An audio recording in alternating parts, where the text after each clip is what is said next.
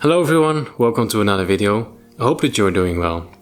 Today we're talking about algae again. I'm getting so many questions from people on a daily basis about their algae issues and they can't seem to get rid of it. So today I would like to give you 10 reasons why you still have algae in your tank. Let's jump straight into it.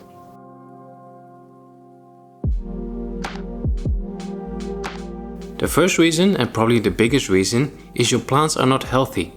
It is so much easier to achieve an algae-free aquarium when you have healthy plants. I've said this a couple of times before already, but I think it's worth repeating. When it comes to algae, you should try to see your aquarium as a battlefield, where there is a constant battle going on between plants and algae.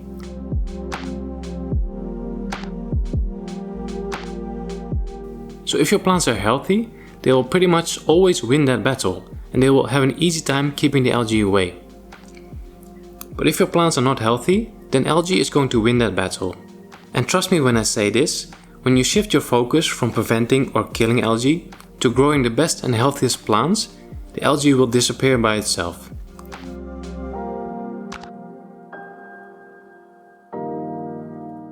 But it could be that you have healthy plants, but you still have algae. Why is that?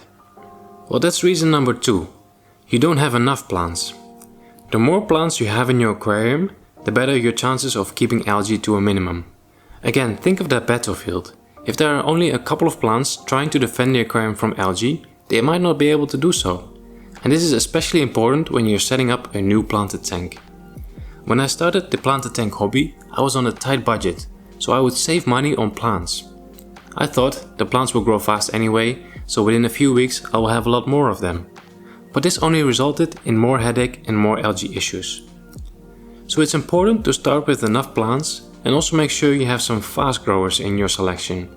Because with only slow growing plants, you are not going to win that battle.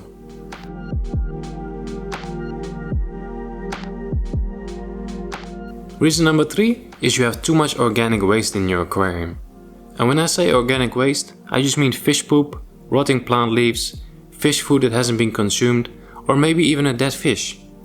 All that organic waste will lead to ammonia and eventually to algae. So a good filter that produces enough flow is essential in our aquarium. I always recommend a filter with a turnover rate of at least 5 times the size of the aquarium, but 10 times is even better. The strong flow will pick up the organic waste and transport it to your filter, where it can then be consumed by your beneficial bacteria.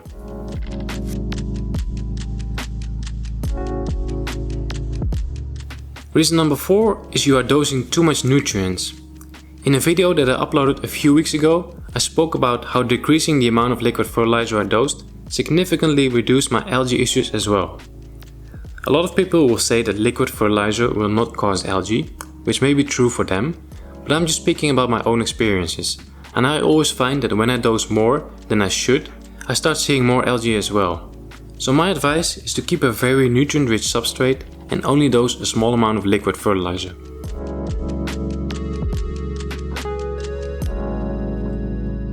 Reason number 5 is you're not injecting CO2. Now it's entirely possible to have a beautiful planted tank without CO2 injection, but a lot of algae issues like blackbrush algae, staghorn algae and hair algae can be fixed by using CO2. I believe aquatic plant cells consist of about 40% carbon, so they need carbon dioxide in order to grow and perform photosynthesis. So a planted tank with CO2 injection will usually have better plant growth and a better chance of getting rid of algae. But with that said, and to make it a bit more confusing, a lot of algae issues can also come from CO2 injection.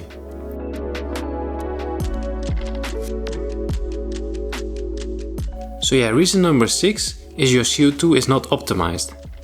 So you just bought a CO2 system thinking you are taking your hobby to the next level and finally getting rid of those algae issues that have been spoiling your view for ages.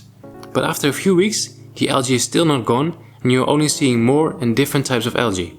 You see, low CO2 levels and fluctuating CO2 levels are one of the worst triggers for algae. So it's a good thing that you invested in a CO2 system, but there's a few things you need to know. Number 1, you want the CO2 to switch on earlier than your lights, preferably 1 or 2 hours. This way, your water already has a good amount of dissolved CO2 and your plants can start using it as soon as your lights come on. And number 2, You want to make sure that you're injecting enough CO2 in your tank, so use a drop checker.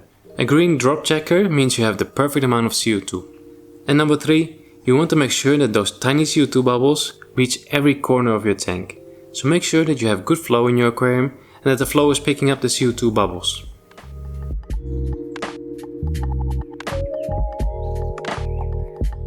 Reason number 7 why you can't get rid of algae is because your aquarium is just not stable yet.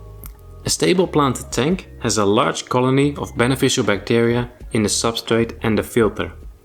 And these beneficial bacteria will help in breaking down toxic elements like ammonia and nitrites, and they will also provide nutrients to the plants.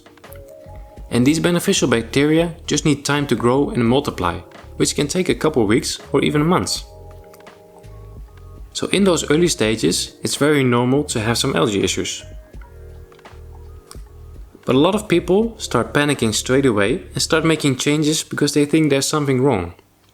For example, they start reducing their light, but then their plants are starting to suffer, which only makes things worse.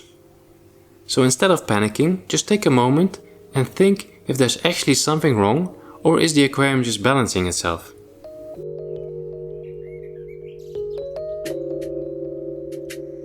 Reason number 8. You are underestimating the value of an algae cleanup crew. Our planted tank is a natural ecosystem, and algae is a part of that as well. So it's quite normal to have some algae in your aquarium, but we just don't like how it looks. So unless you want to be cleaning your aquarium 24/7 yourself, you need to get some extra help. And having a combination of algae eaters in your tank is going to make your life so much easier. For them it's a food source, so they're constantly looking for it and constantly eating it. So the amount of algae in your tank is just going to be significantly reduced.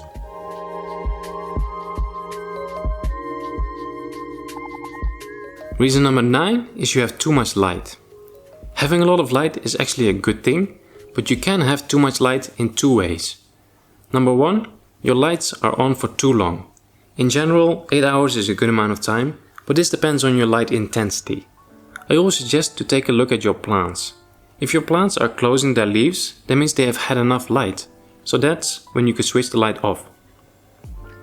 And number 2, it could be of course that you have a very powerful light which is causing the algae. In that case, you should try to restore the balance.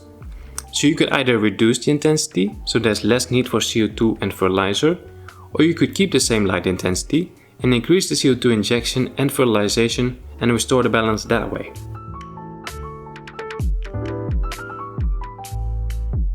And the last reason number 10, is you don't keep up with maintenance. If you invest a little bit of time every week to maintain your planted tank, you'll be rewarded with an aquarium that should have very little to no algae. My weekly maintenance sessions only consist of cleaning the glass and a 50% water change, which usually doesn't take longer than 15 minutes. The key to success, I think, is to enjoy these maintenance sessions. So put on some music, grab a couple towels and have some fun.